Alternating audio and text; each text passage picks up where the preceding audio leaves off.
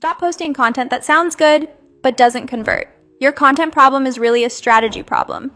ViralGen turns your idea into hook scripts, audience insight, conversion strategy. Get niche-aware output in seconds. Free gets you started. Pro unlocks scripts, agency unlocks full cash bridge strategy. Start your free trial, getviralgen.io. Drowning in content chaos? ViralGen is the lifeboat. Type in a biz idea, pick niche, audience, platform, goal, tone, then hit generate. Boom! Hooks pop up like magic. Pro scripts and agency strategies? Locked and loaded. Dive into metrics like a pro. It's like having a content wizard in your pocket. Start a free trial at getviralgen.io and let the AI do the heavy lifting. Struggling to keep up with content trends? ViralGen AI platform is the game changer. Log in, upload, boom! Instant viral-worthy content ideas. With its AI-driven insights and creative prompts, it's like having a genius content buddy who never sleeps. Perfect for creators craving fresh, engaging posts without the burnout. Tried it once? Now it's like caffeine for creativity. Dive in and level up your content game today.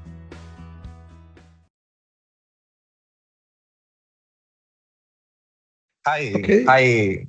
hi, Hatim. Thank you very much for giving me opportunity to present you on my podcast. No, thank you. It's my pleasure. So I can see you're doing well about your work to my audience. So can you please introduce yourself to my audience?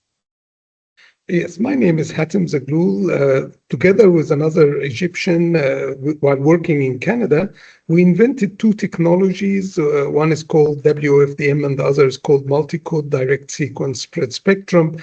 Those two technologies are the basis for all high-speed mobile communications from 3G onwards, 3G, Wi-Fi, 4G, 5G. We solved the problem of packet radio and high-speed packet radio, and that's the basis for our invention.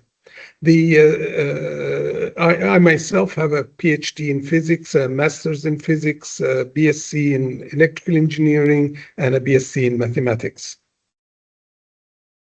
So can you tell a little bit about your background, about your PhD and about your degree? The PhD was in electromagnetics in physics. I like to say that I was taught very young by my father that you should not believe anything unless you proved it for yourself or you touched it and saw it with your own eyes and hands. So based on that, it is generally known in physics that the electric field and the magnetic field of an electromagnetic wave, a wave is, when the fields are changing. So, it's generally known that those two fields are perpendicular to each other. Someone wrote in a paper that he saw in his reactor in San Diego that the fields were parallel, and everybody criticized him on big physics concepts. So I went to a friend of mine at the university and told him, why don't we check from basic principles if it's possible? And we tried and came up with a general condition for monochromatic, one frequency, electromagnetic fields with the electric field and the magnetic field parallel to each other.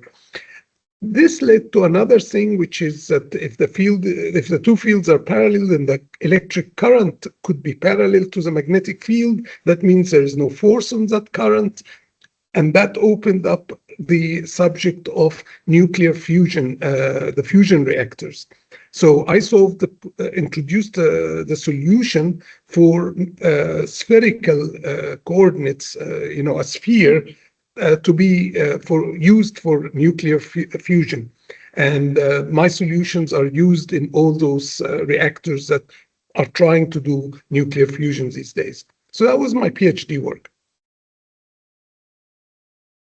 So how that is helping you to do the work that you're doing today?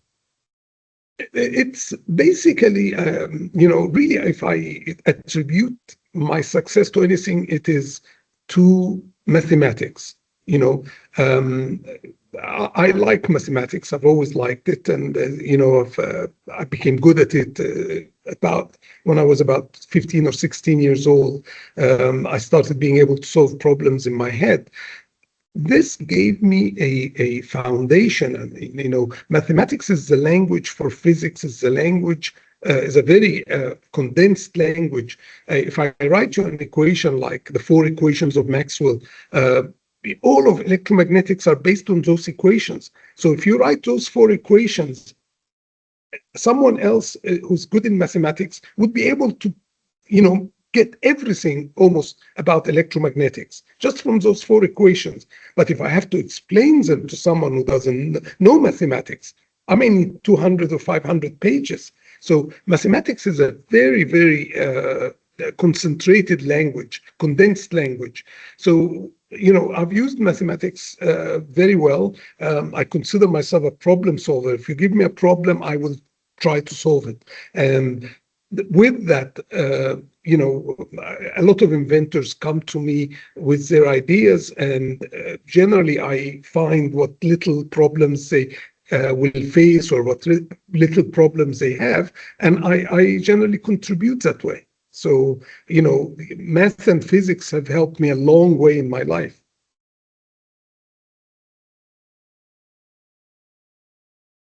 I have also seen an interview of Elon Musk. A journalist asked him, "What is the subject that you want my children to get expertise in, so that will be helpful for their future?" So he said, "Learning physics helps a lot." Absolutely. And, I say physics is the language, mathematics is the language of physics. It's, the most concentrated language for physics is mathematics. So, they go hand in hand. I go a little further and I say, if the math allows it, it is real. Meaning by that, I believe more in the mathematics than in the physics. If the mathematics say something exists, then it probably exists, even if we hadn't seen it yet in physics. I'm sure when you were in school, or you had problems, and then they would say, the time is either 7 or -8, and we always said -8 is not right. Time can never be negative, and we ignored the -8.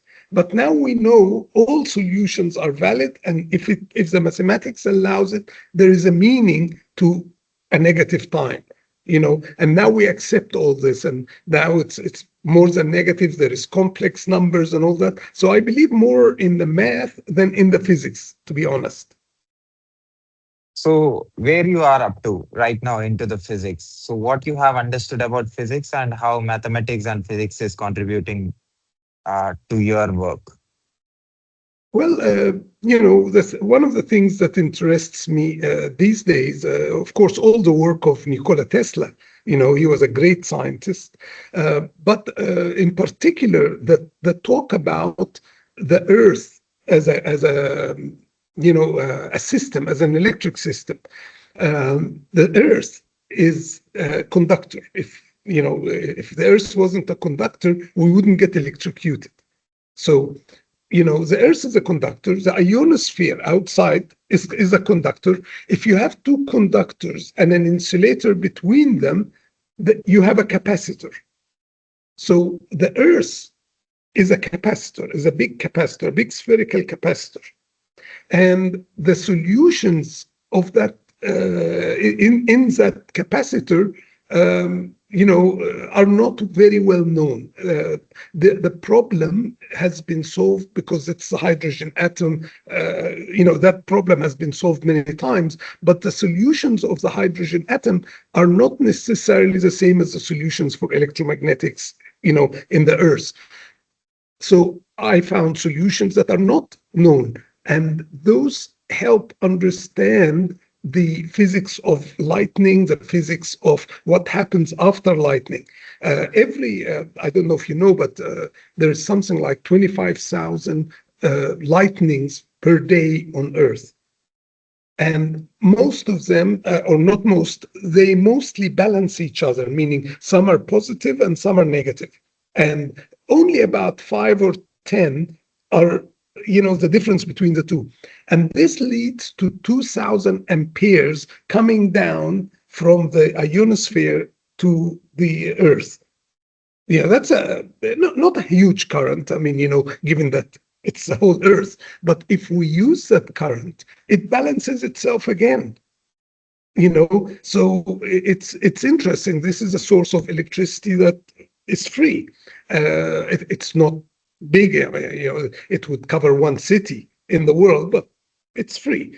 If we can use those solutions to transmit electricity from India to another country, or from another country to India, this is what we're working on these days.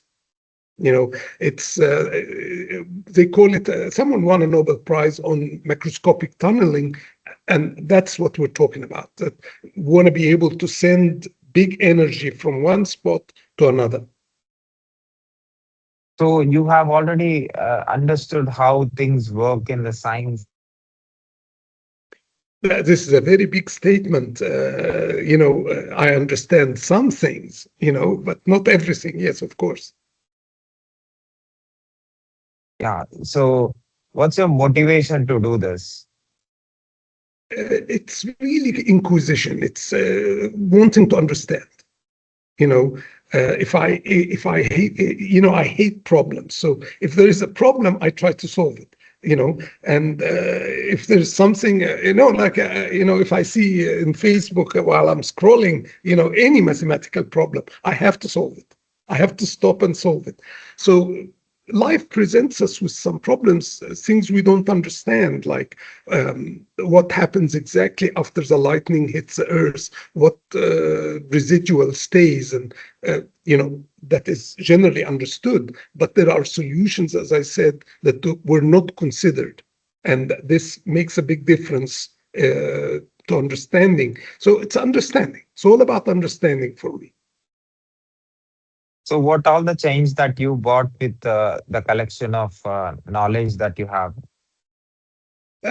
Generally, it's helping others at this point, helping other inventors and other scientists. So, for example, someone comes to me and says he's found a way to run a diesel generator on a material other than diesel that's more commonly available. And for example, he was trying to modify a 100 kilowatt generator, and it cost him a lot of money to do that. It's obvious, but he didn't see it. Why not modify a 1 kilowatt generator, and do it? So, it's introducing practical solutions for people that I do all the time these days. Someone came and, with the idea of a vaccine for AIDS and for hepatitis B. And, he thought about it one way. I broadened it, like, oh, if this is true, we can do many other things. So it's these things that I help with a lot these days. I try to simplify things. As Bill Gates said, keep it simple. And he said stupid, he called it KISS. So keeping things simple is, something that someone who's been in business and for 30 years helps others do. Okay. So today you have your own, set of companies. So what are those, and how they are working? My biggest interest is still communications, because in spite of all the progress we've had, and countries talking about 6G, about 40% of the world still doesn't have communications. About 56% of Africa still doesn't have communications. We're talking about no GSM, no telephone, nothing. So, and the reason for this is, yes, we've done a great job with our technology, but we have not made it inexpensive enough for everyone to have. And if we leave the world run by the same organizations that brought us where we are today, it's never going to go everywhere in the world. So what we are trying to do is introduce a mobile technology based on Wi-Fi. So we've made some changes to the Wi-Fi. Some are everybody's using them now, like mesh technology. In a mesh technology, a Wi-Fi router talks to other routers and to the users at the same time. When it talks to other routers, it's spreading the internet wirelessly. And then, so you can have a Wi-Fi not connected to the internet, but it has internet from another router. So that technology combined with something we call Wi-Fi soon, where the telephone is always looking for the strongest Wi-Fi signal, these two together make it a very strong mobile contender. Wi-Fi is the best Wi-Fi mobile technology because it's very cheap. It's very inexpensive. In a good phone, Wi-Fi costs less than $1. 10G costs about $7 to $8. 5G costs about $30 to $40. So, if we can get phones based on Wi-Fi, we can get internet to everyone in the world. So that's my big cause, and we're currently getting financing to build networks in Africa, and there are places in India where this is needed, and we're working on these fronts. So what's the highest level of technology that you are using and you are providing? Well, for example, of course, I have interest in almost everything. So someone is asking me someone has an idea to improve the stability of the qubits in quantum computers, and I'm helping him with that. So, some interest in quantum computers, like I said, wireless transmission of electricity, tunneling of energy, and so moving energy from one place to another. These are big subjects we're working on. Many countries are involved in modifying the weather, and we are ourselves too. We have a system for that. We can attract clouds from very far away and help in reducing the temperature or increasing the moisture or clearing the weather. Like if there is dust or pollution, we can reduce it. So we have these technologies. We have also a technology to prevent counterfeit of products. And this is a big problem in all third world countries. We introduce a code that is unique to each unit of the product. And with a unique reader, then you can know each unit, its authenticity. We're working on that. As I said, we have vaccines and cures for incurable diseases. So we're working on many, many fronts. So what are the countries that you're working with and what are the industries that you're helping for? We have a company in Malaysia that is interested in pulling water out of humidity. This is an old concept, but we have been able to work with a China manufacturer, and we've reached big amounts. Like we can reach up to 1 meter cube per machine per day, and that's a lot of water, drinking water. That can feed, make quench the thirst of a small village. So that's a lot of if someone drinks 2 liters a day, that's 500 people. And this is good water that can be put anywhere. So we've got that. We've got a crypto company. We're involved in crypto because of the blockchain and the importance of blockchain. We have that in Slovakia. In Egypt here, we have an innovation company, or it's called Inovatian Inc. We have many, many technologies in that. It's not an incubator, but we help inventors take their technologies, to see the light. We have 2 communications companies, one in Chad and one in Mauritania. We're working in Nigeria and Oman, and we have a company in Emirates as well, and of course in Canada and the US and Sweden. Okay, so industries that you're helping for? Communications is number one, and take communications in a broader scale. We want to transmit energy. So we're working on that, and we want to modify the weather.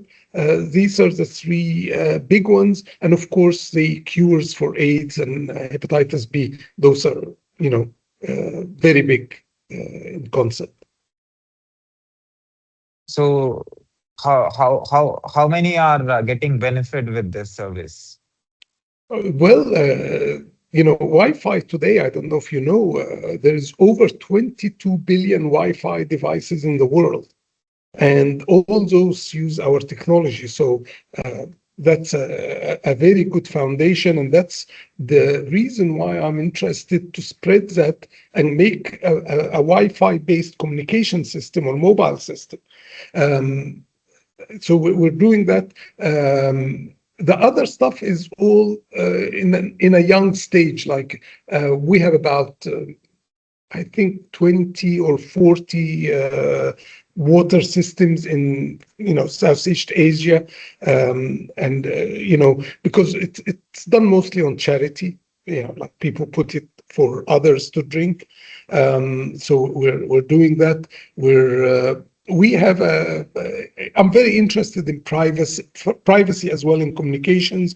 So we have phones that cannot be hacked.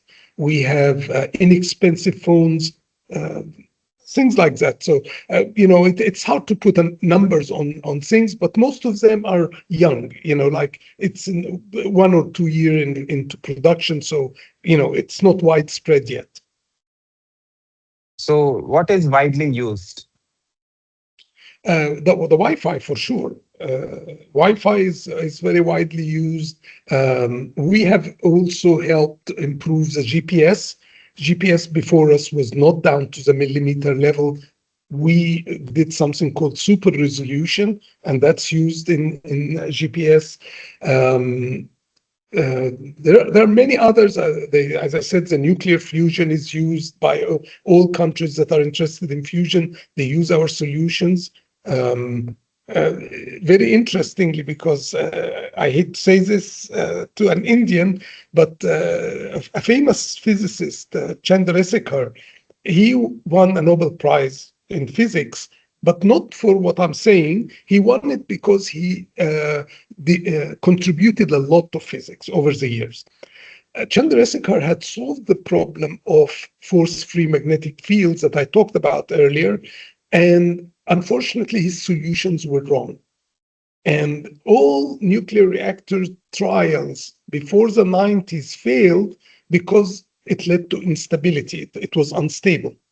And, I talked to Chandrasekhar myself, and he very gracefully admitted that the solution was wrong and offered to help me publish mine. But I was not interested to talk about, such a great person being wrong, though he, as I said, he very gracefully said he would publish it with me. But I didn't want to publish it. It's in my PhD, and it's now used everywhere. That's it has a big impact. It's not used by many people, but it has a big impact.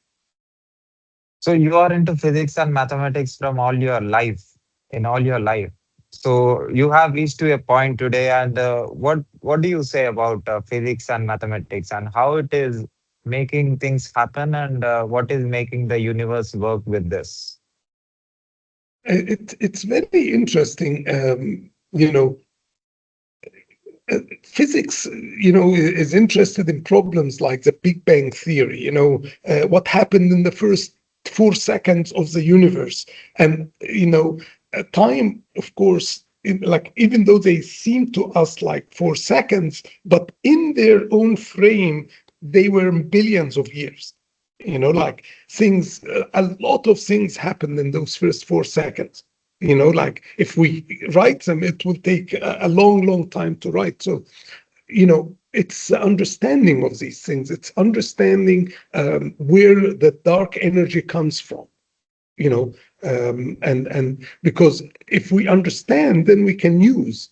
It's very dangerous to use things you don't understand. Like, you want Yeah, to yeah, attack a little cat, so you bring a lion. If you can't control the lion, you're in trouble.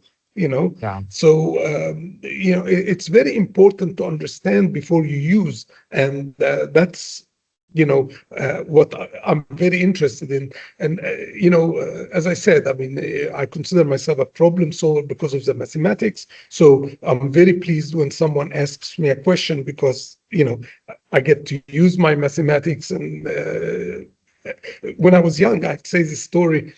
I suddenly became good at math at about 15 or 16 years old. I suddenly could solve big problems in my head. And I started worrying, what am I going to do with this? Am I ever going to make money with this? And in the last year in secondary school, someone came to our school. He said he was a graduate alumni from the school. And he talked about, back then, that was the big thing, that he helped Apollo get on the moon. And, that was very exciting. And then he said, but he has a PhD in mathematics. And that made me very excited. Like, oh, so you can do big things with mathematics. And, I don't claim to do big things, but, it's little. You make, as general advice in life, we make small decisions all the time. And all we have to worry about is to make the right small decisions. If we, at any moment in time, do I drink a coffee now or not? This is a small decision, but it can affect you. If you drank too much coffee this day, you may not sleep well at night and you may not perform very well tomorrow. So, every small decision counts. And this is how the universe works, So it's very important to make the right small decisions. It's when we have a big problem, it is because we have about 30 or 40 small decisions we didn't make, and they piled up together in a very complex way, and you don't know how to untangle them. But there are no big problems. Everything is a combination of many, many small problems. And as I said, it's very important to be able to answer the small problems correctly all the time. And then life will be very simple for everybody. And it's I'm bringing math into life itself. So and as I said, I mean, it's very casual to, do I drink an extra tea now or not, or chai? Of course, I love the Indian chai. Do I drink another one now or not? And all this matters. And you could easily drink an extra one now, perform badly the next day, and it's all because of that small decision. So I think you're the right person to answer this question. So Voyager 1 is a human created object which traveled the far distance from our planet today. So a physical object. So what do you say about it? And it's still in communication with the Earth and with NASA, and we can able to know what all happening or what is there beyond our imagination or beyond our limited knowledge. It's very interesting. Yeah, Voyager 1 and Voyager 2 are still communicating. And it's funny because they are very old technologies. One is Yeah, 70s, one is 80s. Computers were 64 correct. kilobits or kilobytes, Yeah, you know, but they're still using that and, and working well. And to some extent, they reprogrammed themselves. Um, and I don't know. I mean, of course, it's easy to speculate that something happened. It's very interesting because they're wondering who reprograms, and it's very possible that we did in the future. And we are seeing it now because we don't know what's beyond the solar system. We assume we human beings are very arrogant in the sense of, based on very little experience, we know the Earth and the Sun, we know a bit about the planets, and we extrapolate that to the whole universe. We think that the whole yeah, universe is made the same way. There is no proof of that. And I go back Correct. to my premise that don't believe anything unless you've seen it with your own hands, touched it, seen it with your own eyes, touched it with your own hands. We'll never touch these things, or we're only starting to touch a little bit now. So, to believe that the universe is made a certain way is a big assumption. And so we need to be very careful what we allow in as concepts or as thoughts. So, but it's not impossible at all that we got further than like they're saying that Voyager 1 is seeing objects, and those objects are on path to it. That's possibly us in the future going back in time to fix it, and how, I don't know, but don't assume anything is right, don't assume anything is wrong, allow theories and expand on them. But I don't think necessarily there are aliens, that are approaching it. It probably all has to do with us. How actually physics or mathematics work in, in creation, or in, in creating some physical thing? Well, math, as I said, very often because of what I said about human beings' arrogance, so we model something. Like we see the Earth and the sun and so on, and we make a model, a mathematical model, and it works. But then we get solutions out of that mathematical model that we don't see. And as I said before, we used to in the 30 years ago or 40 years ago say, "Oh, negative time is wrong, throw it out. Complex numbers are wrong, throw them out. We only take the real part." But we now know everything in mathematics is meaningful. So we are now starting to see things that let me explain. Um, there is something in electromagnetic waves, that's my field, called the potential, the vector potential. Just like the potential on the wall, the socket is 220 volts, that's a potential. That's a scalar potential, one number.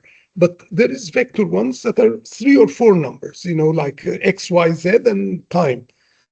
Those vector potentials have generally been assumed to be immeasurable and not meaningful. Only when you use it does it do something. But a famous experiment by Aronoff and someone else, they did an experiment, and we could measure things because of the potential, even though was a pure mathematical construct at some point. Like we always said, potential means nothing. It's just, but as I keep repeating, if the math allows it, it's real. So the dark energy is something that hopefully within our life, your lifetime, would be able to extract energy, from the dark energy, which hopefully will be close to free energy. So, and that I say the math allowed it before we observed it. So why you're doing whatever you're doing? What's the purpose of doing it, and what's the problem that you want to solve? The purpose, almost the big driver for me is knowledge. Knowledge is the number one driver, helping, and I hate to sound, grandiose or anything like that. Helping mankind in general is helping one person at a time is a very big cause for me. So,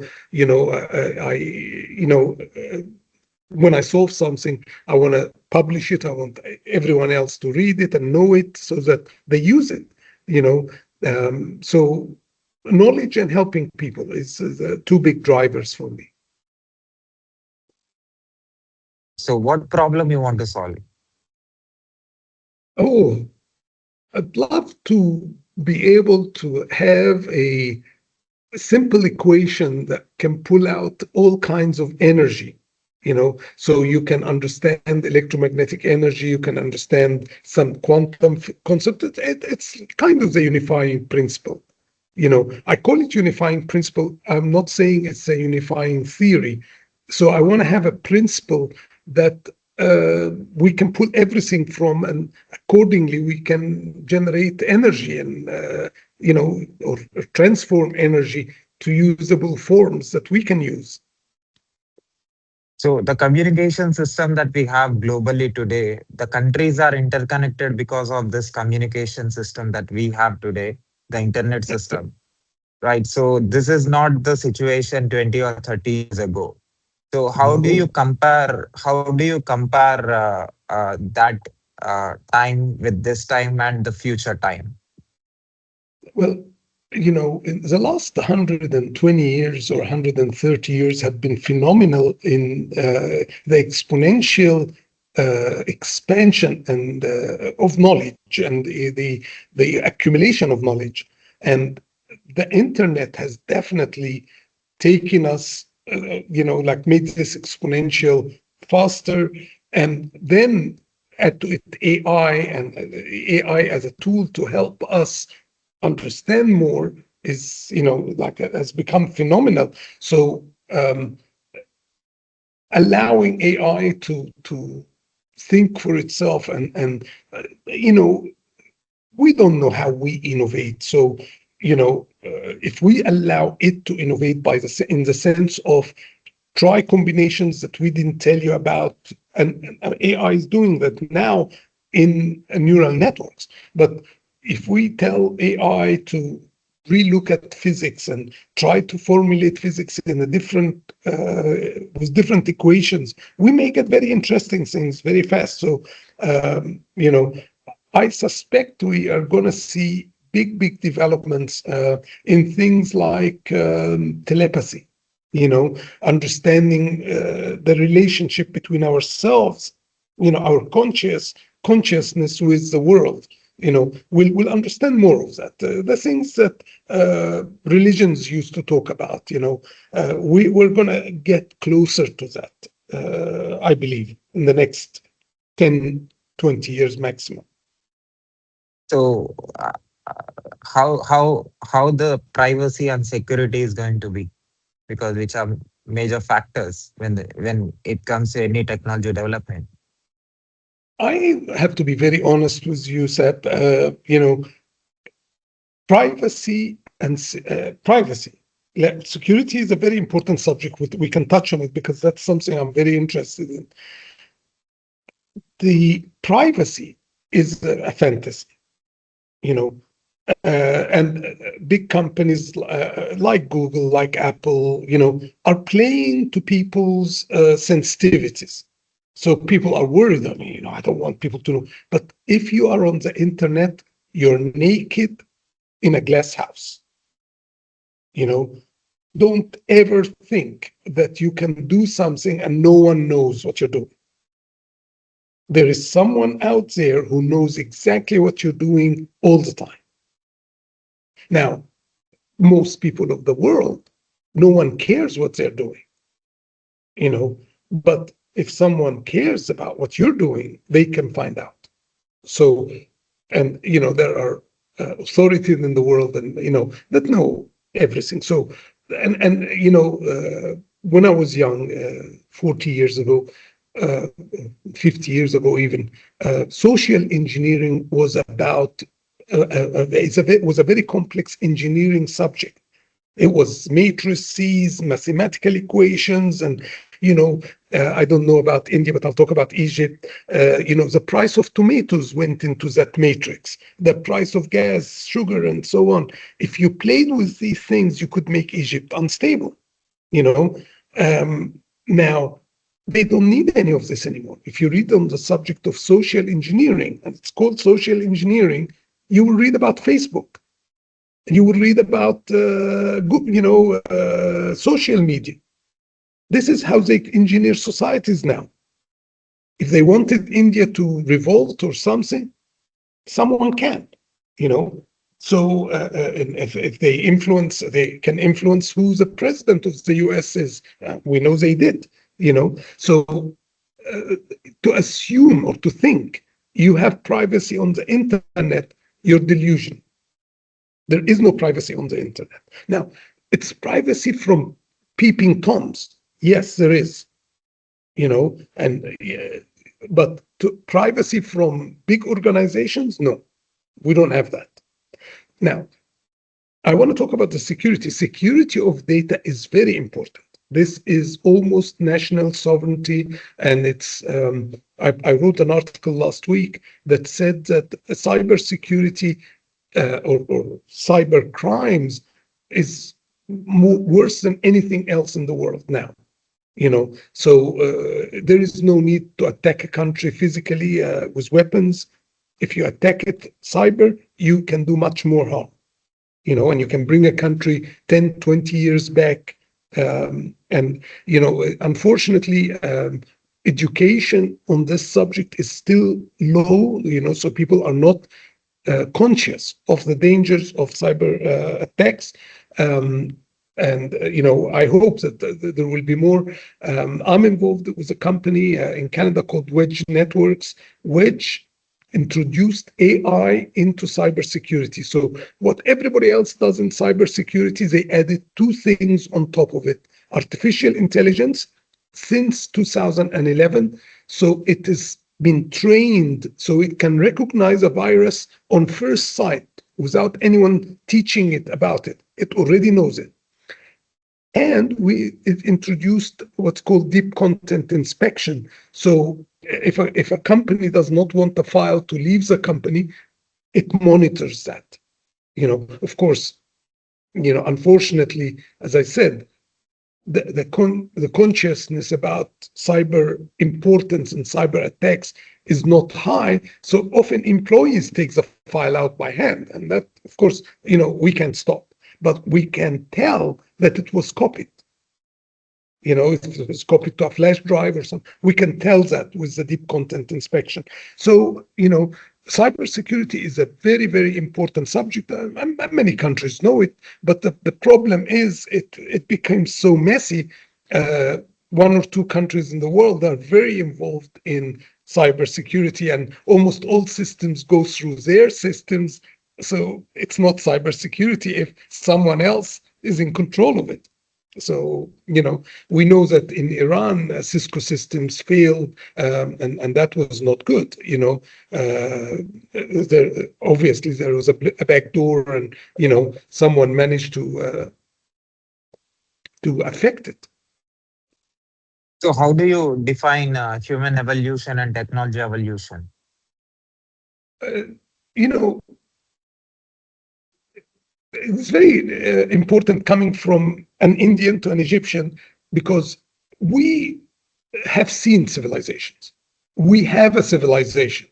You know, I hate to say, I mean, you know, when Muslims were in India, you know, as the rulers in the, you know, 200-300 years ago, India was 23% of the world economy.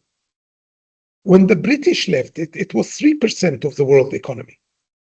And interestingly, you know, the Indians in general like the British more than they like the Muslims, you know.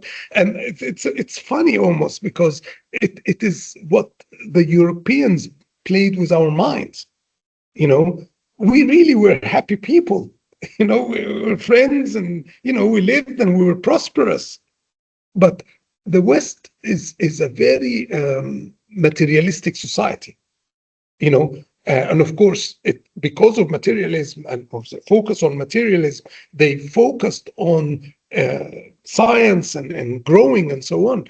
But the truth is, we are the civilized, we are the evolved ones. You know, we've got 7,000 years history, and, you know, we've built on it. So, you know, Egyptians and Indians are very laid back. You know, we've seen it all. You know, you want to control the world, good luck. You know, you're going to control it for 10 years and someone else will kick you out. And that's what happened. British are no longer the masters of the world. The Americans are. China is going to be for maybe 30 years. India is going to follow it for 15 years. Yes. So, we are the evolved ones, because evolution is about not hurting others, is about loving your neighbor. It's about, and that we've always had, but the West, they killed of each other 64 million in the Second World War.